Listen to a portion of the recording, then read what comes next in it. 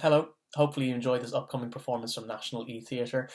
If you do, well, all of the artists taking part in this project, writers, directors, and actors, are self employed and currently unemployed thanks to the coronavirus outbreak here in the UK. And so, if you want to support them, you can do so by visiting the links, which will be in the description below the video, and you can donate as little or as much as you want to and feel able to. That money will all be distributed evenly among all the artists taking part. If you can't do that, at the very least, we'd love you to be able to share the videos on your social media accounts, on Facebook, on Twitter, with a friend who might be missing their weekly trip to the theatre. Anyone you think might enjoy it, that is also a massive help. You can follow the project and be alerted to any upcoming videos by following the channel, which you can do so up above, or you can follow us on Twitter on @National eTheatr. Thank you for watching, and sit back now and enjoy the show.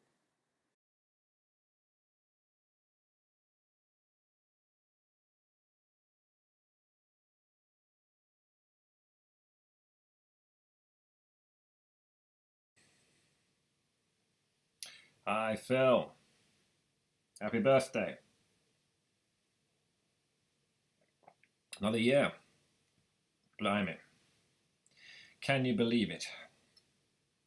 I've not been down there to leave the flowers yet. I hope you don't mind.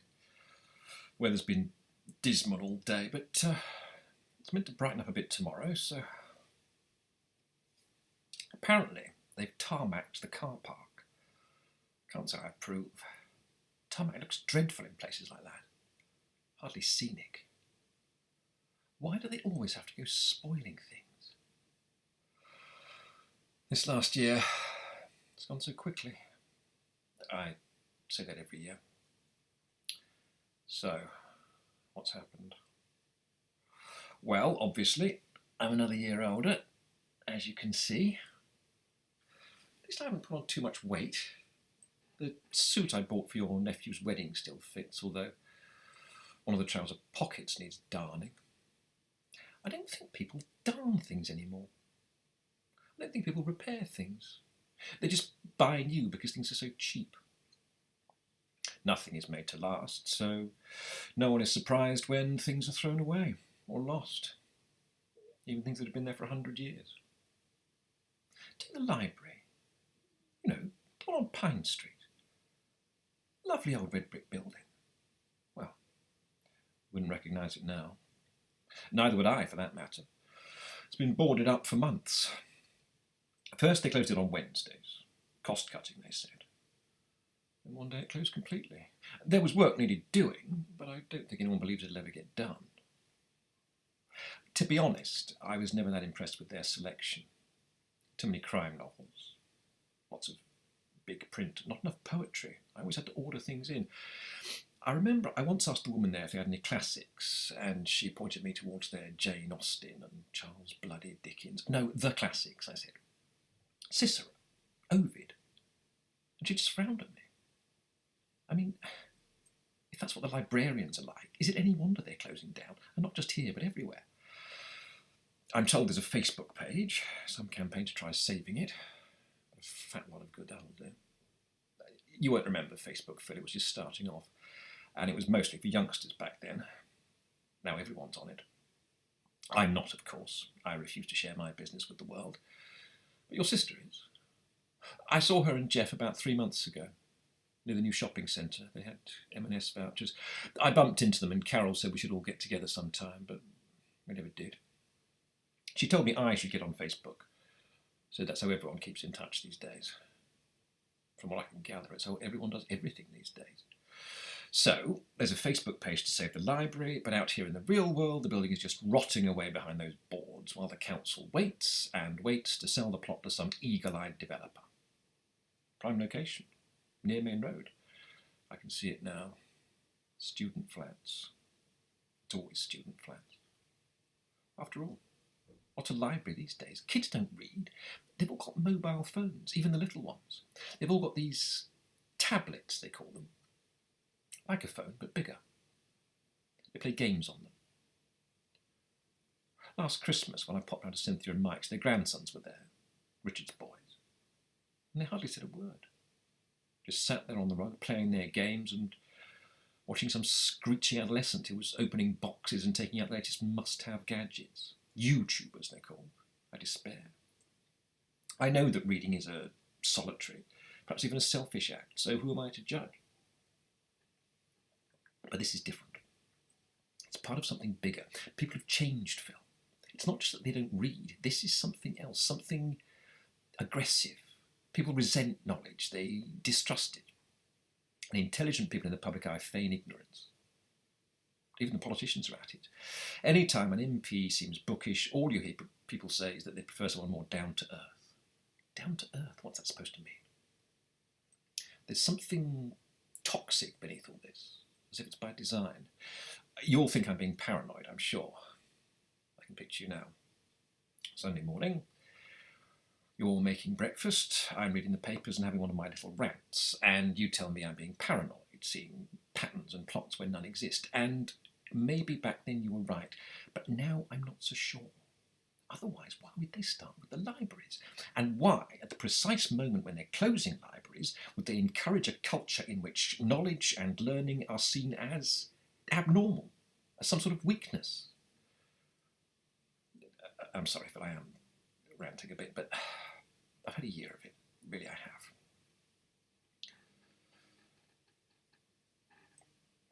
This was never the poshest of neighbourhoods. We knew that when we moved here. I mean, house prices these days are ridiculous. I sometimes wonder if I should sell up and buy something smaller in a nicer part of town, but the nicer parts of town, well, they're for the super rich. Whatever this place sold for, it wouldn't buy a bloody broom cupboard in Chelsea. And this is our home. And though this area was always a little rough, and don't get me started on the fly tipping, we got used to it. And when the Siddiquis moved in next door, we got used to that. No, it wasn't them. Nor was it the woman across the street with her Benetton advert of children. They're boisterous, admittedly, but there's something endearing about the way they play in the street, just as we did when we were kids. No, it wasn't any of them. It was the students.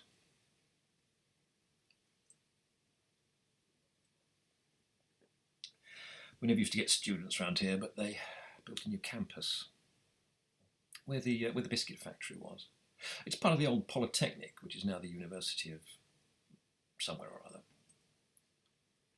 Having this new place so close means we're getting more students, and they've been building student flats as well. They knocked down the old Princess Theatre. Do you remember it?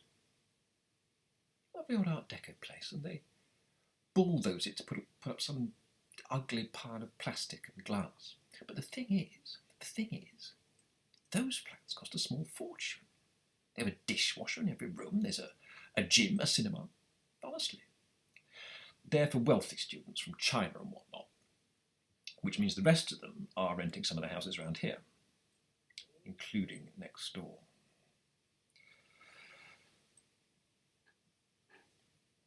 The place was empty for a while.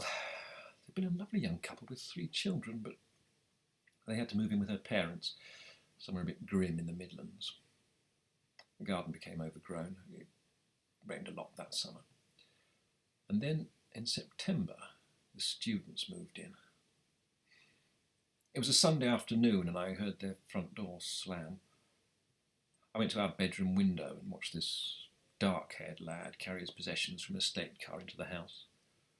Mum and Dad with him, duvet pressed up against the back window of the car.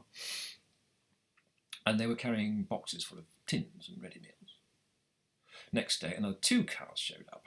The first one delivering a large ginger lad with freckles who bellowed, "Oi, oi," as he entered the house. By the end of the week, there were 6 of them living there. 6. In a 3-bedroom house. And one of them, I'm convinced it was the ginger lad, had his bedroom on the other side of the alcove under our stairs. Now, this is significant. You see, when this lad played his music, he must have had his speakers right up against that wall, because it turned the alcove into an amplifier, and his music was carried all through our house. There was no getting away from it. You know what I'm like when I'm reading, Phil. I can't bear any distractions. And that night, I decided to make a start on Middlemarch. But, you see, The prose is a little dense and the print is very small, so I knew it would need my full attention. And no sooner had I sat down in my armchair than the music started. Boom, boom, boom, boom, boom, coming through that wall. No melody to speak of, just that noise, over and over. And I thought to myself, Martin, this is the sound of idiocy. Here is the sound of a culture that can't abide silence, which resents contemplation, concentration. All it wants is noise, not even pleasant noise, just something to drive away the silence. And when you tell people this, when you mention this, they look at you as if you were the one with the problem. Take the cinema. Last time I went to the pictures, it was busy, completely sold out. I forget what the film was, but the young man sitting next to me spent most of it on his phone. This little blue glowing rectangle there in the corner of my eye. And when I asked if he wouldn't mind switching it off, do you know what he said? It's on silent. As if that was all the excuse he needed, as if he thought there couldn't be anything annoying or distracting about that little blue light. Hadn't even crossed his mind. And when I mentioned this in work the following Monday, the younger girls in the office told me I was being old-fashioned. That's just how people watch films these days, they said. They pay £8 or £9 to see a film and spend its duration staring at Facebook or replying to text messages that can't possibly wait 2 hours to be answered. I didn't want to be a grumpy old queen, Phil. Too late for that, I hear you say. And I know I've always been a bit like this, but something is changing. Something has changed. It's starting to feel as if the worst of us are calling the shots, deciding how things will be from now on.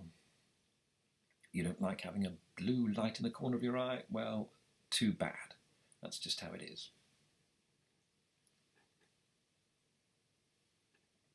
There was a woman when I began working at Fowler's. This was long before you and I met, of course. Her name was Portia. She'd been there donkey's years. I'd not been there very long. I would always take in a lunchbox, and I would always leave enough room for a book.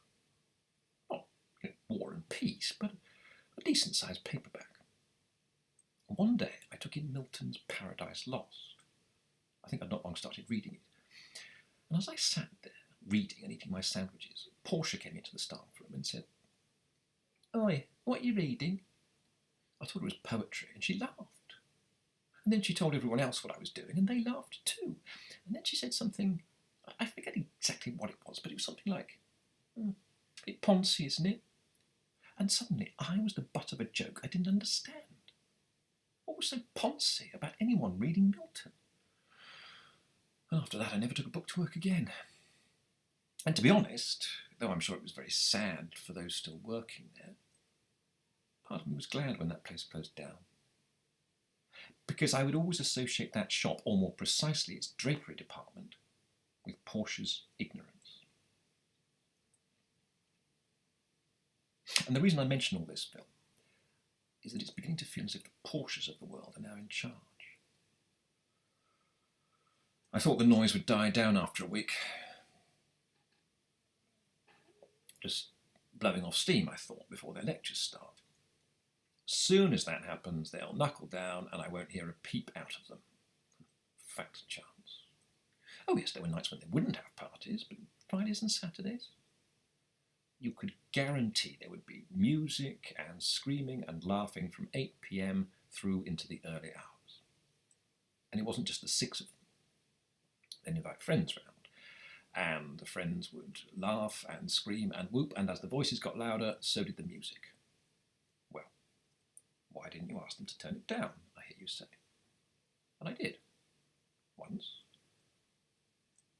Knocked on the door and stood there for God knows how long, waiting for someone to answer. And then the door was opened by the ginger lad, who was wearing salmon pink shorts, flip-flops and this ghastly vest, even though it was mid-November. "I'm terribly sorry," I said, as if I had anything to apologise for. "I'm terribly sorry, but would you mind turning the music down? Just a bit. Just a bit. It was so loud it made the walls buzz." He nodded, and as he closed the door, I saw him roll his eyes. Seconds later, the music was turned down, but as the evening went on, it got louder and louder until it was every bit as loud, if not more so, than it was when I went round to complain. Well then, you would say, that's when you call the police or the council or whoever deals with this, surely. But there's something not right about that, something Orwellian about it. Getting the authorities involved because of noise. It feels like something that should be dealt with personally. And besides, we both know how long it takes the powers that be to resolve this kind of thing. You phone them at 3 a.m. to complain about the noise. They arrive at 4 p.m. the following afternoon and tell you they can't hear a thing. And if they do give your neighbour a warning, and your neighbour finds out it was you who complained, well, that's when you can look forward to a slew of unordered pizzas, or worse. First thing I did was retire. An overreaction, perhaps, but I had a bloody guts full of it in that call centre. There's no place for a man my age to work.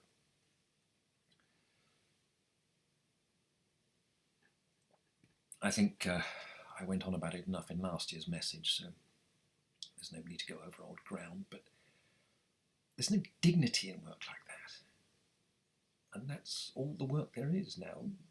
All the things I was ever any good at have gone away. No tailors anymore, or very few. And those that are left aren't taking on men my age. Most places just sell ready-to-wear suits costing 30 quid made in some sweatshop in Bangladesh. That's the problem with this country. We don't make anything anymore. All you see in the local press are stories about the latest shop, latest bar, latest restaurant. Glorified press releases, most of them. There's no real journalism these days. And we're supposed to be happy that we have a service sector economy. Shops and coffee shops and hotels and call centres and even libraries that feel more like shopping malls than anywhere you'd go to read. And the museums and galleries are full of people with backpacks taking selfies of themselves with the Madonna of the Rocks. And the concert halls have nothing but tribute bands and stand-up comedy. I'm a snob. I know I'm a snob. But it feels as if we've lost something vital and replaced it with things that are trivial and worthless. I thought retirement might help, that I'd be able to read during the day, but by then it was late spring, early summer. The weather was nice, and so the students began spending more and more time in their garden. And of course they'd invite their friends round, and soon it was every day and night, and there was nowhere I could go, nowhere in my own home that felt like mine anymore. In every room, all I could hear was them. All those minutes and hours I lost to their music. Not even music, just noise. Boom, boom, boom, boom, boom. What could I do? Play Radio 3 at full blast? Overwhelm them with Mendelssohn? And there wasn't a time of day when it would have inconvenienced them, because between the 6 of them, they kept all hours, as if they were working in shifts.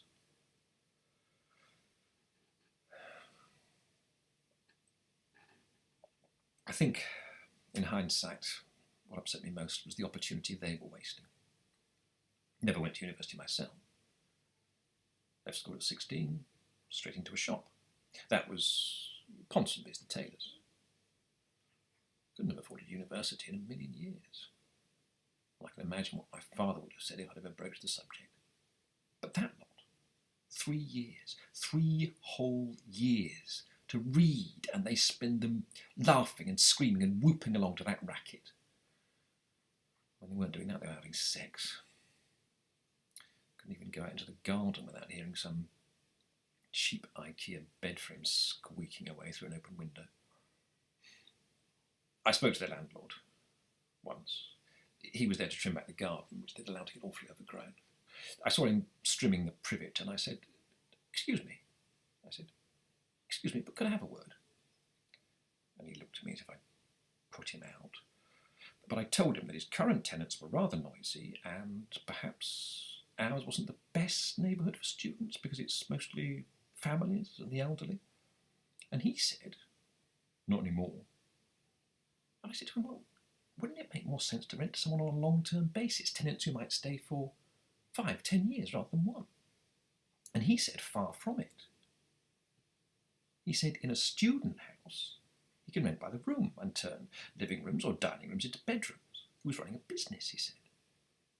Then he looked at our tree, our sycamore tree, and said, that needs to come down. I asked him why. Roots are spreading, he said, and the branches are overhanging my property. He said he wasn't happy that I'm feeding the birds, that it might invite birds to nest and that the seeds might attract rats. I told him, I said to him, I've been feeding these birds for the best part of 20 years and we've never seen rats. We've. Yes, thinking about it, I did say we've. We've never seen rats. We've.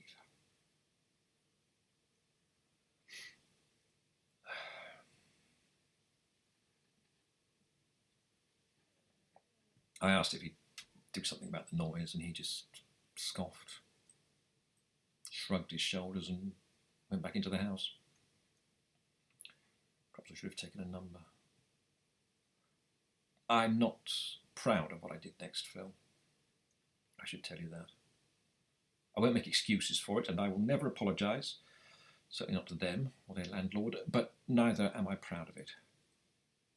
What I did was an act born of desperation, that's all. You see, this is what I'm like without you. I'm not even certain how the idea came to me. I think I'd seen it in a film, an American film, though in American films they almost always use a paper bag and leave it on the porch, because the houses in American films always have porches. But that just wouldn't be possible on a street like ours, so I used an envelope, or more precisely, a jiffy bag. Maybe I was overthinking it, but I thought a plain envelope might leak, that they would see what was inside and use a fire extinguisher to put it out. Those student properties always have fire extinguishers, I thought. Turns out I was wrong. The hardest part was finding the dog's business without attracting attention. You might think it would be easy in a neighbourhood like ours. Most of the streets around here are covered in poo. And of course, if we had a dog, it would have been a cinch.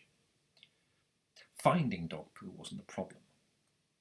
Picking it up and bagging it without anyone noticing was the tricky part. In the end, I waited until Sunday morning, when the park would be quiet. And even then I had to wait until a man with a brindle Staffordshire Bull Terrier had gone away. Thankfully, they had left behind precisely what I was looking for.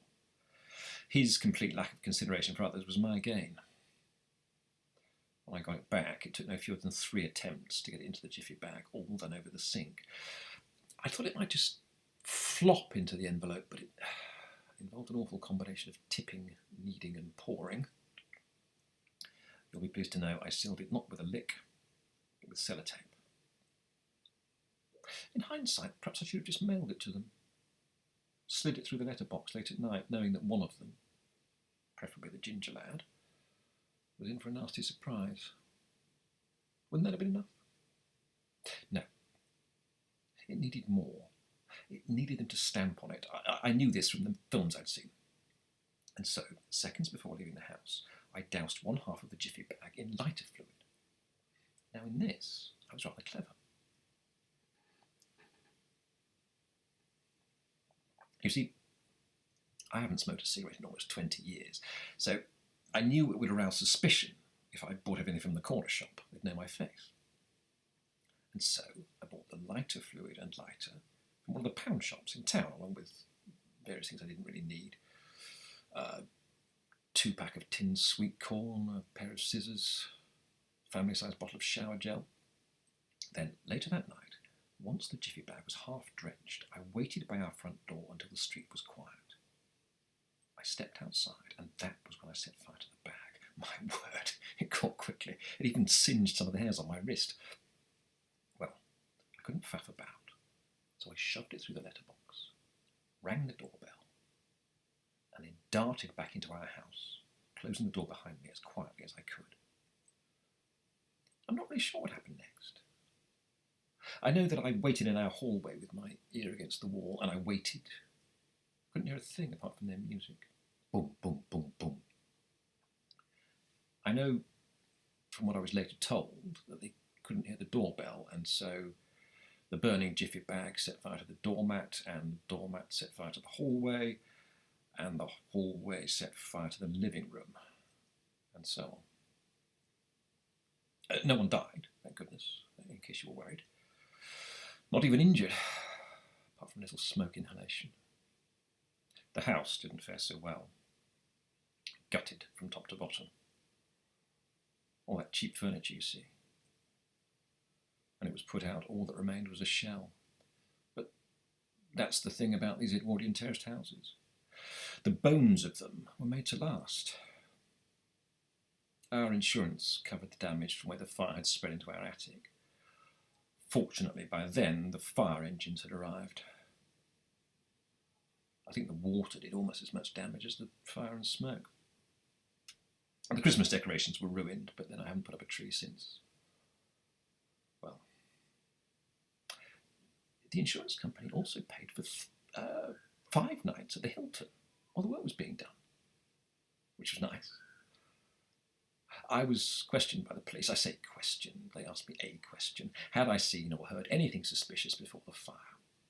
No, officer. I did not see or hear anything suspicious before the fire.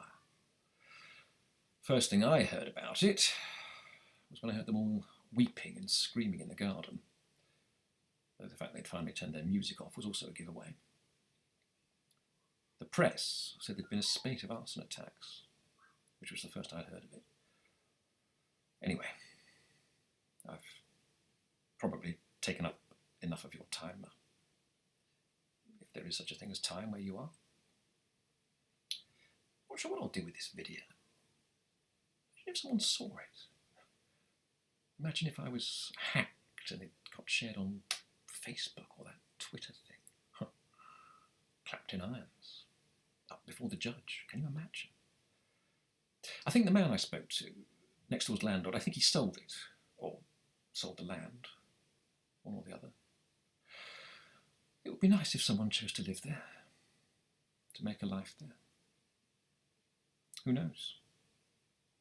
Maybe I'll make a new friend.